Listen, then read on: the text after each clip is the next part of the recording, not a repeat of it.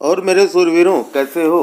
हम तैयारी कर रहे हैं Jawahar Navodaya Vidyalaya entrance exam class 9th की। और आज हम करेंगे विज्ञान के 10 अति महत्वपूर्ण प्रश्न, भाग 4।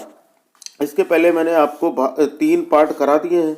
अगर आप नवोदय विद्यालय की अच्छी तरह से तैयारी करना चाहते हैं और खूब प्रैक्टिस करना चाहते हैं तो सारे के सारे वीडियोस आप जरूर देखिए, क्योंकि वो सारे वीडियोस आपको प्लेलिस्ट में मिल जाएंगे या फिर आपको आई वाले बटन पे भी सारे वीडियोस मिल जाएंगे।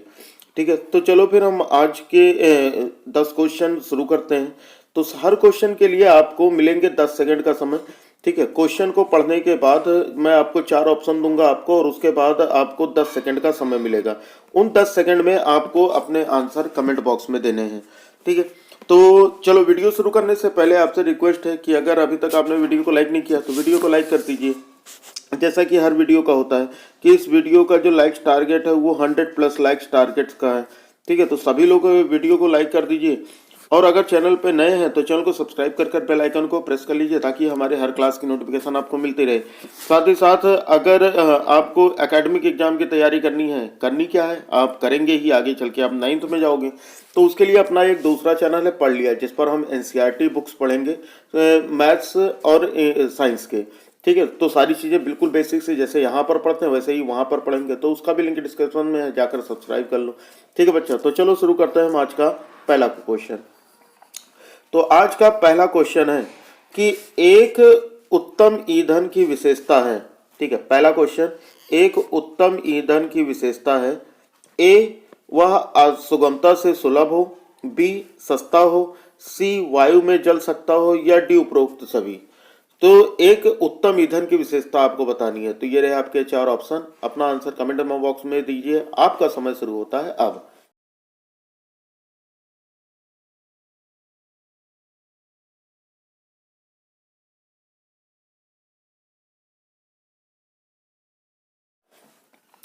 तो भाई देखो, आप लोगों ने बहुत ही बढ़िया जवाब दिया कि हमारे पास ऐसे ईंधन होने चाहिए ना जो कि बहुत ही आसानी से हमें मिल जाए, हमें कम कीमत में मिल जाए, और जो अच्छी तरह से जल सके। तो इसका मतलब यहाँ पर हमारे तीनों ऑप्शन सही होंगे, यानी कि डी ऑप्शन क्या होगा हमारा यहाँ पर करेक्ट होगा। सही है। चलो भाई अगले क्वेश्चन पे आ जाते हैं। अगला क्वेश्चन दिया गया कि कार्बनिक पदार्थों के दहन से सदैव प्राप्त होता है। कार्बनिक पदार्थों के दहन से क्या प्राप्त होता है? ठीक है, तो हमारे पास ऑप्शन है H2N2, ऑप्शन ए है H2N2, ऑप्शन बी है H2O CO3, ऑप्शन सी है H2O2, या फिर ऑप्शन डी है N2 और O2। ठीक है, तो कार्बनिक पदार्थों के दहन से क्या प्राप्त होता है? एक चीज तो मैंने आपको पहले ही बता रखी है ना? क्या बता रखी है? जब भी कार्बनिक पदार्थों का दहन होता है तो हमें क्या मिलता है?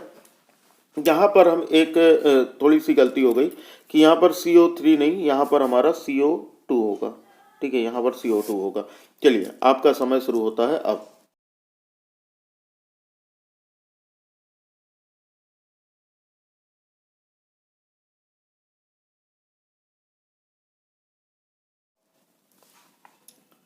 तो देखो, बहुत ही सही जवाब दिया आपने। ठीक है, तो अगर हम देखें तो यहाँ पर हमारा क्या होगा कि कार्बनिक पदार्थों के दहन से हमेशा हमें क्या प्राप्त होता है? कार्बनिक पदार्थों के दहन से हमें क्या प्राप्त होता है? कार्बनिक पदार्थों के दहन से हमें कार्बन डाइऑक्साइड प्राप्त होता है। क्या प्राप्त होता है? कार्बन डाइऑक्साइड प्राप्त होता है। ठीक है, तो यहाँ पर हमारा ऑप्शन कौन सा सही होगा? हमारा ऑप्शन सही होगा बी। H2O का थोड़ा सा कॉन्सेप्ट है कि H2O जल, कोई कोई ऐसे पदार्थ होते हैं जिनको जलाने पर जल मिलता है, नहीं तो जनरली सब में कार्बन डाइऑक्साइड ही मिलता है। तो कार्बन डाइऑक्साइड, कार्बनिक पदार्थों के दहन से हमें कार्बन डाइऑक्साइड मिलता है। तो यहाँ पर हमारा बी ऑप्शन जो होगा ये बिल्कुल करेक्ट होगा। ठीक है, देखो किसी चीज को जलाने से ऑक्सीजन तो नहीं मिल सकता। ठीक है, तो इसका मतलब सी और डी तो पूरी तरह से गलत है। तो यहाँ पर हमारा बी ऑप्शन जो है ये बिल्कुल करेक्ट है। चलो अगले क्वेश्चन पे हम आते हैं, क्वेश्चन नंबर 3। तो क्वेश्चन नंबर 3 हमारा क्या दिया गया कि दहन अपक्रिया से प्राप्त हो सकते हैं। दहन अपक्रिया से मतलब क्या प्राप्त होता है? ठीक है, दहन अपक्रिया से क्या प्राप्त होता है? ऑप्शन ए है जल तथा प्रकाश, ऑप्शन बी है ऊष्मा तथा प्रकाश, ऑप्शन सी है ऊष्मा तथा बर्फ, या डी है बर्फ तथा प्रकाश। दहन अपक्रिया से हमें क्या प्राप्त होता है, यानी किसी चीज के जलने से क्या मिलता है? चलिए, तो ये 4 ऑप्शन है। अपने आंसर आप कमेंट बॉक्स में दीजिए। आपका समय शुरू होता है अब।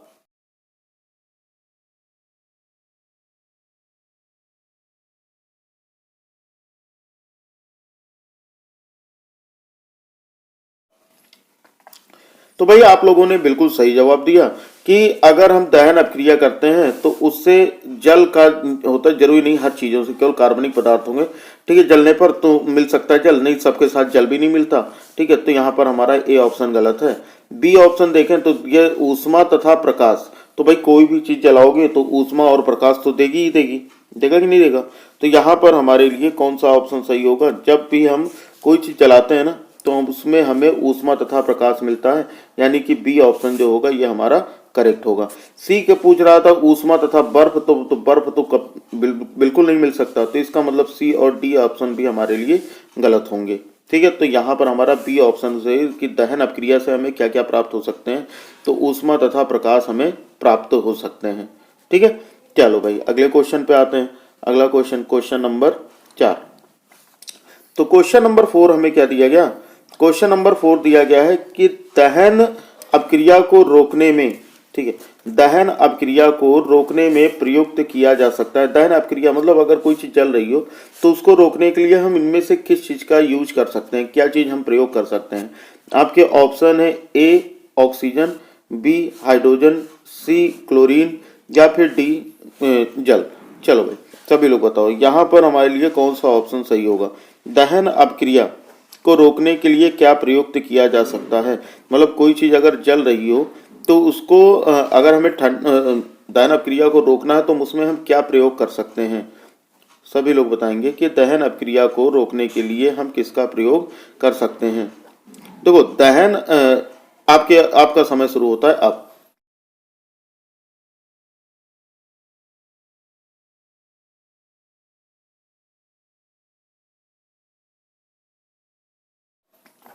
तो भाई देखो हमको पता है कि दहन अपक्रिया को रोकने के लिए हम किसका प्रयोग करते हैं। दहन अपक्रिया को रोकने के क्या क्या तरीके हो सकते हैं। देखो या तो हम किसी चीज को, हम जहां पर आग लगी हो उस चीज को, मतलब उसका जो ताप है वो उसके ज्वलन ताप से हम कम कर दें तो वो चीज बुझ सकती है। ज्वलन ताप से अगर हम कम कर देते हैं उसका ताप तो वो चीज बुझ सकती है। या फिर हम उस जगह पर ऑक्सीजन की मात्रा को रोक दें। ठीक है, अगर हम पूरी तरह से ब्लॉक कर दें उसको, जहां पर ऑक्सीजन यानी वायु ना पहुंच पाए, तो हम आग पर हम कंट्रोल कर सकते हैं। सही है ना।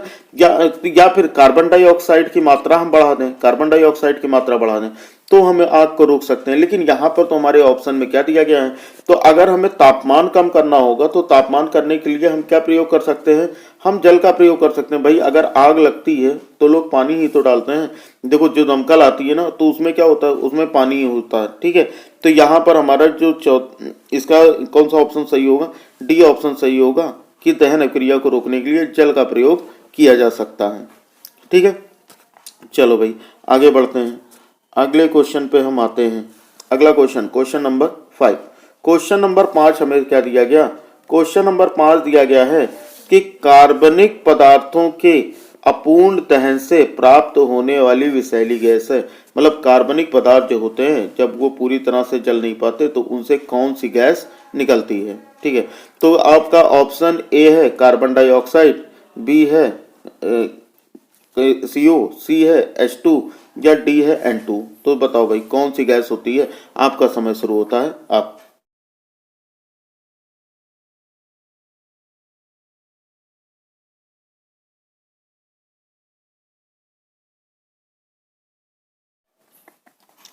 तो भाई देखो यहाँ पर जब भी कोई चीज पूरी तरह से नहीं जल पाती, हमें पता है कि जो कार्बनिक पदार्थ होते हैं जैसे कोयला वगैरह हो गए, मैंने आपको पहले भी बता रखा है कि कोयला वगैरह जलाने पर हमें कौन सी पदार्थ मिलती है, हमें जो मिलता है वो कार्बन डाइऑक्साइड। ठीक है, कार्बन डाइऑक्साइड, यानी कि हमारा ए ऑप्शन जो होगा ये बिल्कुल करेक्ट होगा। कार्बनिक पदार्थों के अपूर्ण दहन से कौन सी विषैली गैस निकलती है, तो कार्बन डाइऑक्साइड निकलती है। ठीक है, चलो भाई अगले क्वेश्चन पे आते हैं, क्वेश्चन नंबर 6। तो क्वेश्चन नंबर 6 क्या दिया गया कि कार्बनिक पदार्थों के अपूर्ण दहन से कौन सा रोग हो सकता है। कार्बनिक पदार्थों के अपूर्ण दहन से कौन सा रोग होता है। आपके ऑप्शन है ए पेट रोग, बी है श्वसन रोग, सी है दंत क्षय रोग या डी मस्तिष्क रोग। चलिए कार्बनिक पदार्थों के अपूर्ण दहन से कौन सा रोग हो सकता है। चलिए आपका समय शुरू होता है अब।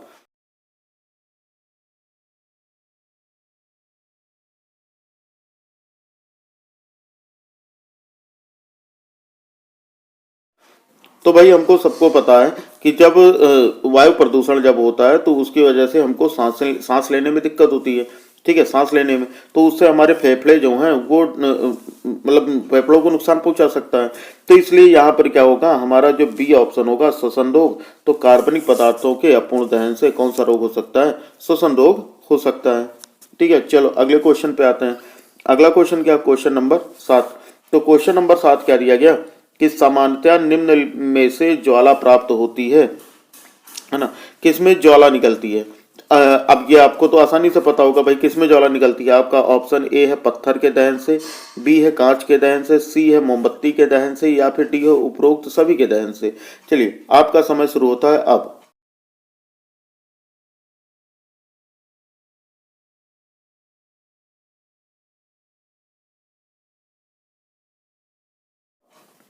तो भाई देखो, समानतः निम्नलिखित में से ना जब भी ज्वाला होती है तो ज्वाला किस में लगती है, पत्थर जलाते हैं तो क्या ज्वाला निकलती है, या कांच के, तो इनमें तो ये तो दहन ही नहीं होता।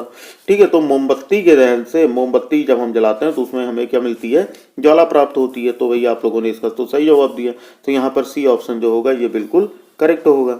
चलो अगले क्वेश्चन पे आते हैं।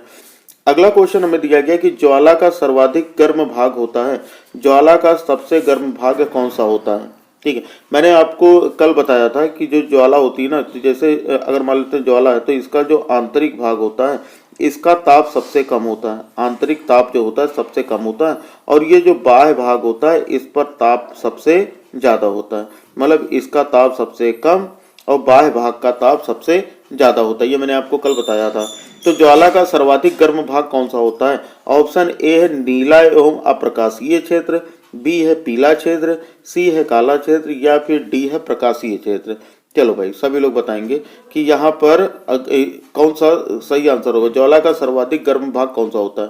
ए नीला एवं अप्रकाशीय क्षेत्र, बी पीला क्षेत्र, सी काला क्षेत्र, या फिर डी प्रकाशीय क्षेत्र। ठीक है, तो चलो आपका समय शुरू होता है अब।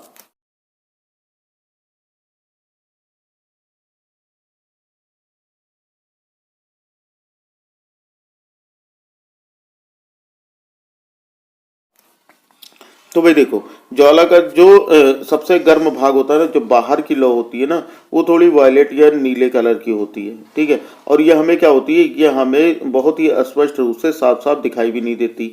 तो हम ये कह सकते हैं कि नीला एवं अप्रकाशीय क्षेत्र, यानी कि हमारा जो ऑप्शन ए होगा ये बिल्कुल करेक्ट होगा। ठीक है ना, समझ में आ गया। चलो भैया आगे बढ़ते हैं। अगला क्वेश्चन नंबर 9 पे आते हैं। तो क्वेश्चन नंबर 9 हमारा क्या दिया गया कि निम्नलिखित में से कौन ज्वाला उत्पन्न नहीं कर सकता। इसमें से बताना है इनमें से कौन ज्वाला उत्पन्न नहीं कर सकता। ए है शुष्क कागज, बी है मोमबत्ती, सी है कांच, या फिर डी है ये सभी। ठीक है, तो हमें क्या बताना है कि कौन इनमें से ज्वाला उत्पन्न नहीं कर सकता। तो भाई देखो, चलिए आपका समय शुरू होता है।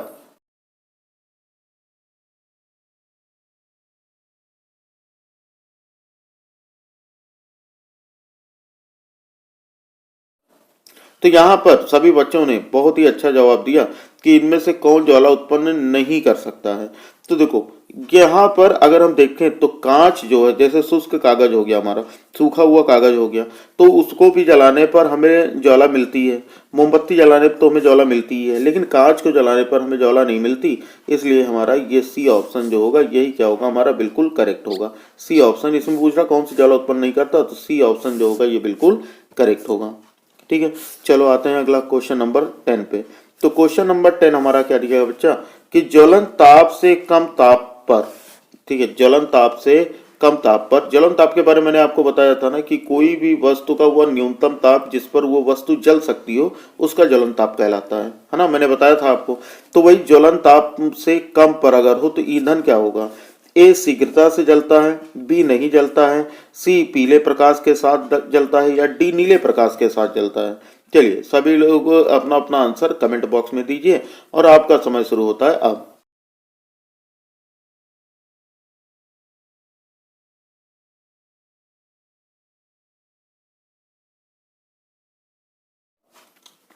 तो भाई आप लोग तो बहुत अच्छी तरह से समझ गए कि जब कोई चीज है ना, उसके जब किसी चीज के ज्वलन ताप से कम ताप दिया जाएगा तो वो क्या होगा, नहीं जलेगा। तो इसका मतलब यहाँ पर हमारा बी ऑप्शन जो होगा ये बिल्कुल करेक्ट होगा। क्या होगा हमारा, बी ऑप्शन जो होगा ये बिल्कुल करेक्ट होगा।